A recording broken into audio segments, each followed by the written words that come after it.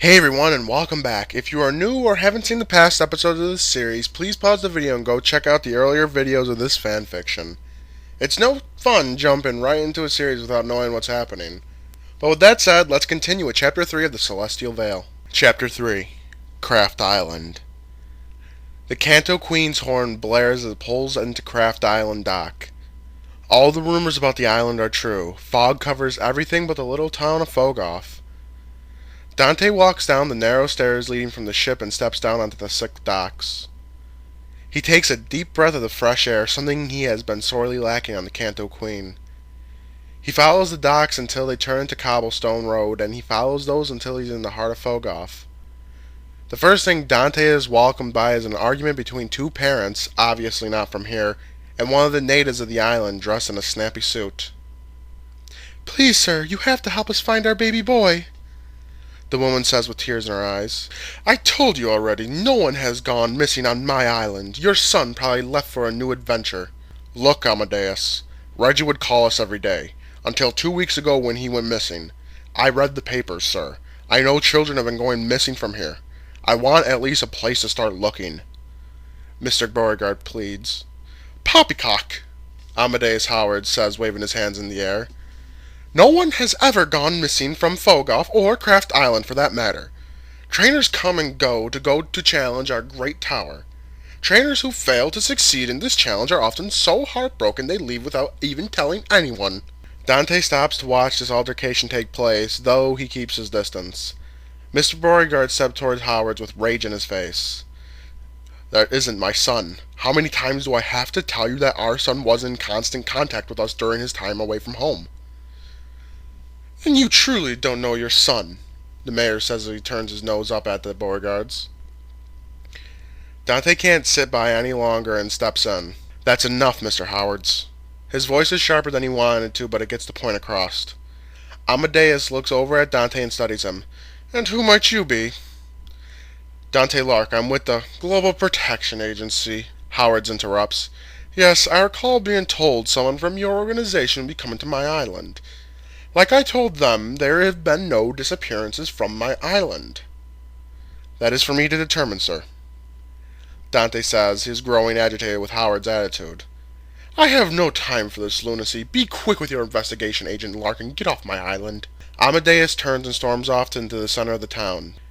This altercation has shaken both of the Beauregards, and Mrs. Beauregard bursts into tears. Her husband puts his arms around her and looks at Dante. "Are you really here to find our son?" he asks, his voice so pitiful and pleading. "Yours and others that are missing. I'll do my best to find them." "Please," Mrs. Beauregard says between sobs, "bring us back our son." "I will," Dante promises without even thinking. He doesn't even know if these missing are still alive. He can only hope that it isn't another promise he has to break. "I know this is a lot to ask, but do you know where I should start looking?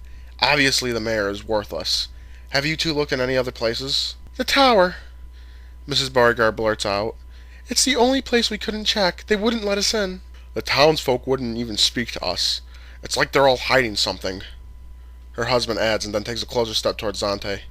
"This island is all kinds of wrong, son." "What do you mean?" Dante asks in a whisper. He looks around before leaning closer to whisper so no one would overhear them. "We've only been here a day and one night, but late at the midnight hour, when the whole town is dark, some leave their cottages and head out into the fog. I followed only to the edge of the forest. I could hear them, chanting, praying to something in a tongue I never heard in my life.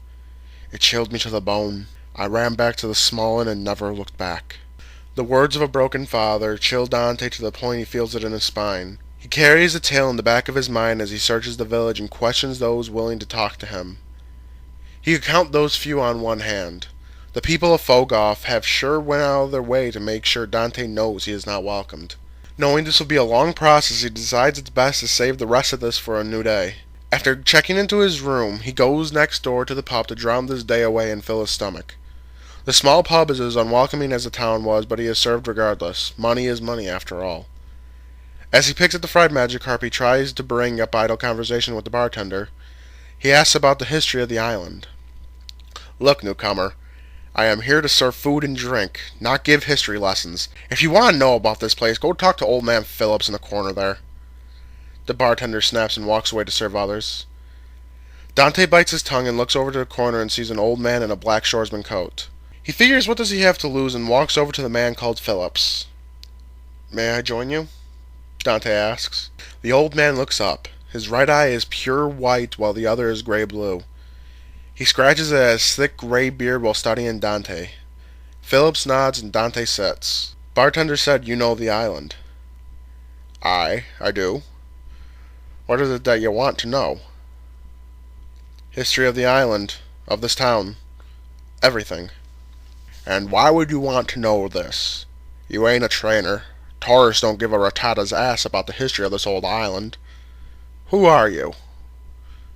Dante can't place Philip's accent, but his voice holds power to it.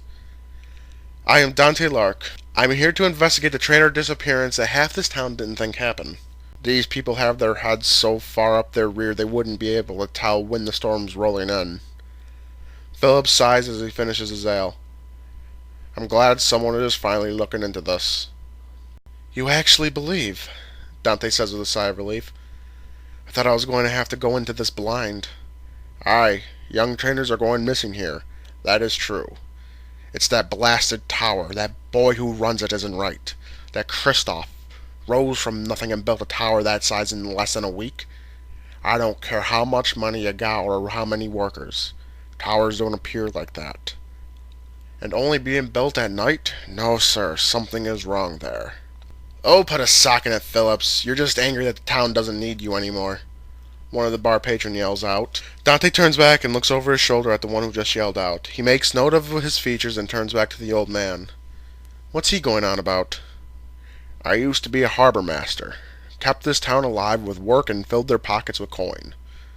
Once the tower was built, the need for fishing and shipping died out and tourism filled the minds of these brainless fools. Each word that leaves Philip's mouth is both slurred and filled with hate.